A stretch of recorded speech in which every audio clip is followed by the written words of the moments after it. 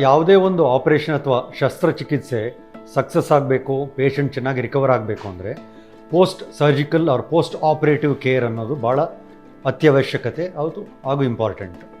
ಈಗ post surgical ಕೇರ್ನಲ್ಲಿ ಕೆಲವು medications ಕೊಟ್ಟಿರ್ತೀವಿ, ಅದನ್ನು ರೆಗ್ಯುಲರಾಗಿ ನಿಷ್ಠೆಯಿಂದ ತೊಗೋಬೇಕು. ಅದೇ ಥರ ನ್ಯೂಟ್ರಿಷನ್, ಡಯಟರಿ ಅಡ್ವೈಸ್ ಏನಿದೆಯೋ ಅದನ್ನು ರೆಗ್ಯುಲರಾಗಿ ಫಾಲೋ ಮಾಡಬೇಕು. ಈಗ ಡಯಾಬಿಟಿಸ್ ಇರೋರು ಶುಗರ್ ಕಂಟ್ರೋಲಲ್ಲಿ ಖಂಡಿತವಾಗಿ ಅದನ್ನು ಪಾಲಿಸಬೇಕಾಗುತ್ತೆ. ಅದೇ ಥರ ಪೋಸ್ಟ್ ಆಪರೇಟಿವ್ಲಿ ವೆದರ್ ರೆಸ್ಟ್ ಬೇಕಾ ಅಥವಾ ಪೇಷಂಟ್ ಆ್ಯಕ್ಟಿವ್ ಇರಬೇಕಾ, ಏನೆಲ್ಲ ಮಾಡಬೇಕು ಏನೆಲ್ಲ ಮಾಡಬಾರ್ದು ಅನ್ನೋ ಲಿಸ್ಟ್ ಒಂದು ಕೊಟ್ಟಿರ್ತೀವಿ, ಅದನ್ನು ನಿಷ್ಠೆಯಿಂದ ಫಾಲೋ ಅಪ್ ಮಾಡಬೇಕು. ಮತ್ತು ಪೋಸ್ಟ್ ಆಪರೇಟಿವ್ ವೂಂಡ್ ಕೇರ್ ಅಂತ ಏನಿರುತ್ತೆ, ಈಗ ನಾವು ಸಾಮಾನ್ಯವಾಗಿ ಕಂಡುಬರೋದು ಜನ ಯಾವುದೇ ಸರ್ಜರಿ ಆದರೆ ಗಾಯನ ತೊಳೆಯೋದಿಲ್ಲ, ಸ್ನಾನ ಮಾಡೋದಿಲ್ಲ, ಅದು ಕೊಳೆ ಸೇರಿ ಇನ್ಫೆಕ್ಷನ್ ಆಗೋ ಸಾಧ್ಯತೆ ಇರುತ್ತೆ.